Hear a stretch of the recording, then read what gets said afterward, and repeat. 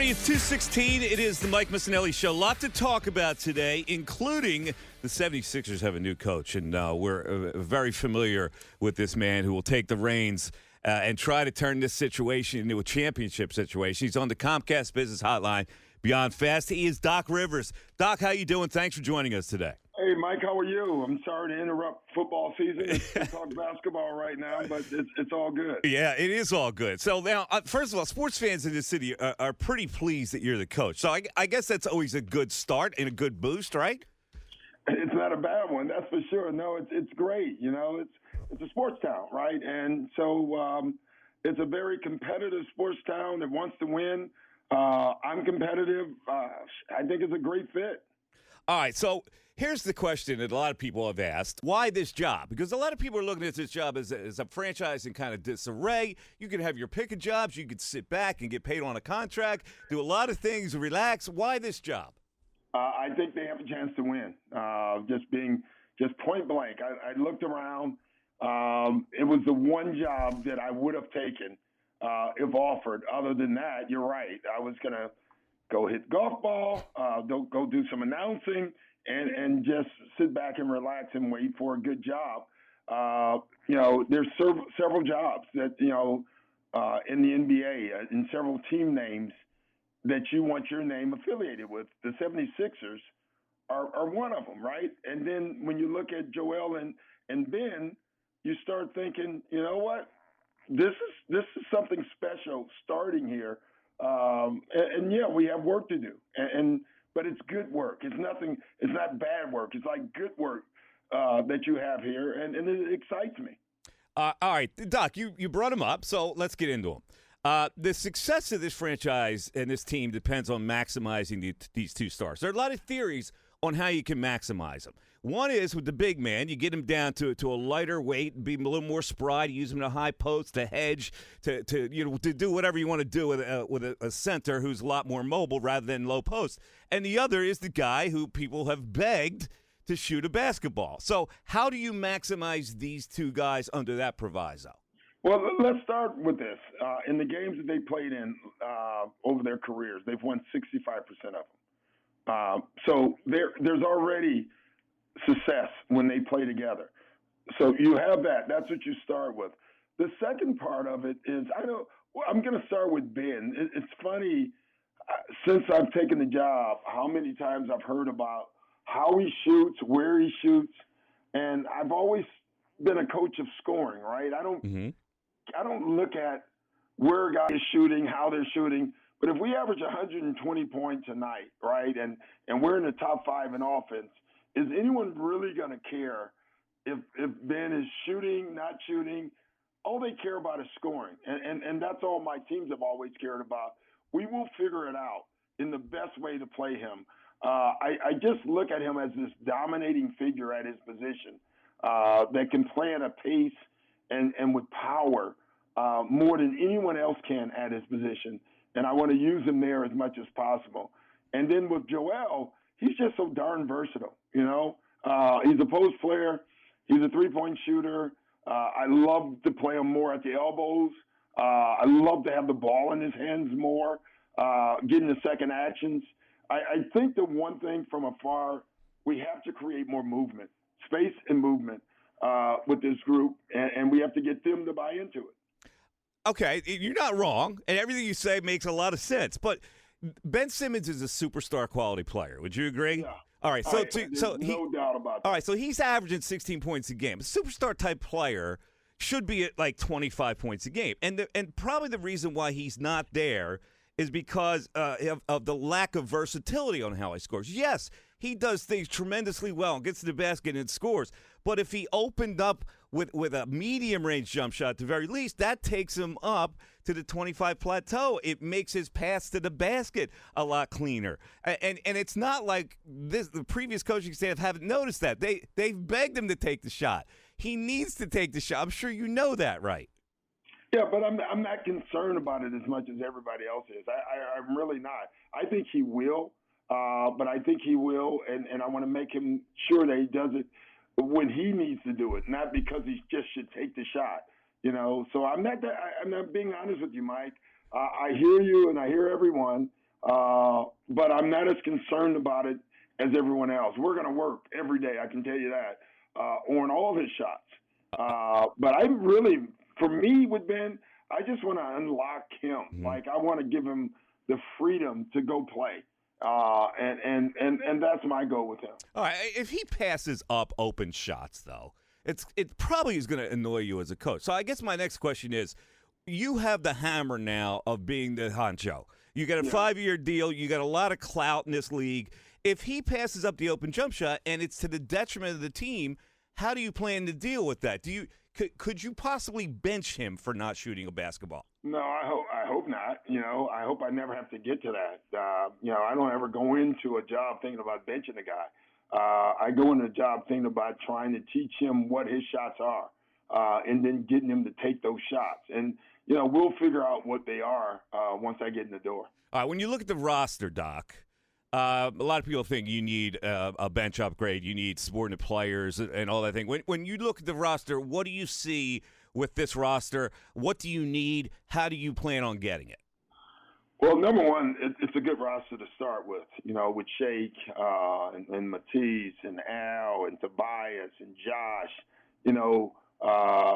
Corkman. You already have started there. Like you're 7, 8 deep right when you start with your lineup. And so you do have enough players. I've heard all the things that we may need, a point guard. Every team needs one.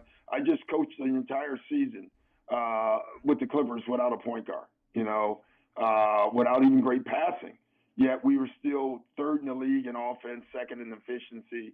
A year before that, we didn't have the stars, and we were in the top 5 in scoring. So we'll figure that out. I always start with what I have, Mike, first, and then I'll build out from there. But every team in the NBA, when you lose in the playoffs, you come away with 3 things. Number one, you need more shooting. I don't know one team that has said that they wish they didn't have one more shooter or one more playmaker on their team, the team that loses. And then the third one is always the one that moves around. Is it team toughness? Is it discipline? Those are all the peripheral things that a team needs.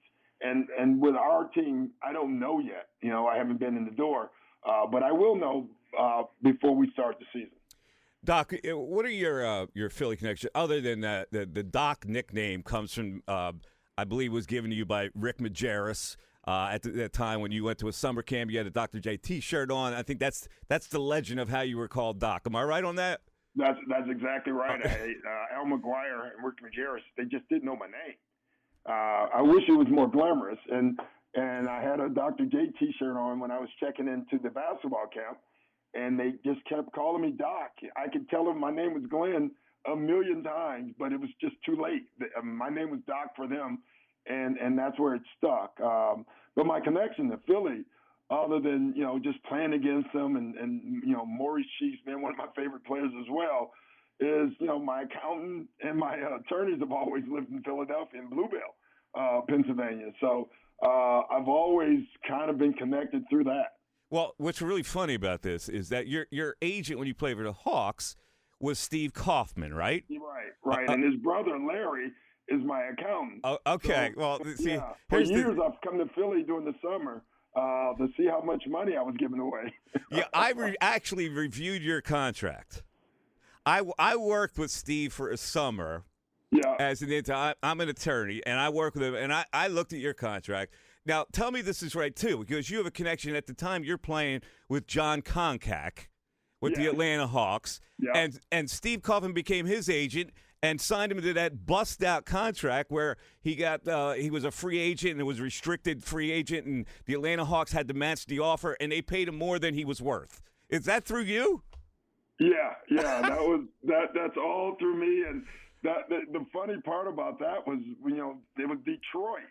And it was more of a get back because the year before we offered their guy a deal. I want to say it was James Edwards, and it upset the owner in Detroit, and he vowed the next free agent with the Hawks, they were going to pay it back. And we matched the offer, which was nuts that we did, and obviously created the John. You remember his nickname? John Contract. John Contract. Yeah, it was Landmark, 1989, whatever it was.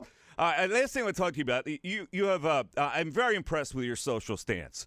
And you had some powerful words to say recently when you say all you hear is Donald Trump and all of them talking about fear. We're the ones getting killed. We're the ones getting shot. We're the ones that deny to live in certain communities. We've been hung. We've been shot. And all you do is keep hearing about fear. And it's amazing why we keep loving this country, and this country does not love us back. What right now, how do you feel about being an American and this administration? Well, you know how I feel about the administration, and I don't get into the financial part of administrations. Like, everyone has their own tax base, their thoughts on how the economy should go. I always get into more of the social part of administrations, and in the last 4 years, hatred is on the rise, and that's not good. This is a phenomenal country, the best country. But over the last 4 years, it just seems like rights of people, not just black people, women, just things are being taken away. Human rights have been violated. And this is not what we want in this country. And, I've always been political, honestly, Mike. I'm from Chicago, but over the last year and a half, it's become my focus in some ways other than my job. And, I think we all have a right to speak up, and I think everyone should. It shouldn't be about whether I'm a black man or a white man. It should be about human rights and what's right. And I think it's all our jobs to speak up against them. And so I'm very vocal about that. I appreciate your words. I get to end on a basketball note because I forgot to ask you this, because Tobias Harris had great success with you. Yeah. And here he is here, and I think that this fan base really demands a lot more that he's been able to give, mainly because of the contract, but because sometimes he looks like he disappears. What will you do to get the best out of him? Where is his best position? How will you best use him? It's funny. I thought with the Clippers, where we really unlocked him was we kept moving him back and forth from the 3 and the 4. And we really threw teams off because he's a matchup nightmare. When he's a big 3 against a small 3, he dominates. When he's a quick 4 against a slow 4, he dominates. And I thought we did a great job of keeping him in those spots when the other team had that other part on the floor. The other thing we put him in is he had never been in pick and rolls. And we put him into a lot of those. But we didn't do a lot of, 3, 4, 5 pick and rolls. We did a lot of 3-1. We put him in pick and rolls where if they make a switch, it's to his advantage. He's a straight line driver, and I think we're going to get him back to doing that. I thought just watching him over the last year, he tried to do a lot with the ball. I like when he's a quick decision player. I think he's a terrific player. Can you get Joel to be a better pick and roll player? Yeah, I can. First of all, I think he is anyway. And you will absolutely see him in more. I can guarantee you that. All right. Doc, sounds good. Listen, thanks for spending a few minutes with it. We appreciate it. Thanks, Mike. All right, Doc Rivers, the new 76ers. Mike Missanelli, afternoons from 2 to 6 on 97.5 The Fanatic, Philadelphia.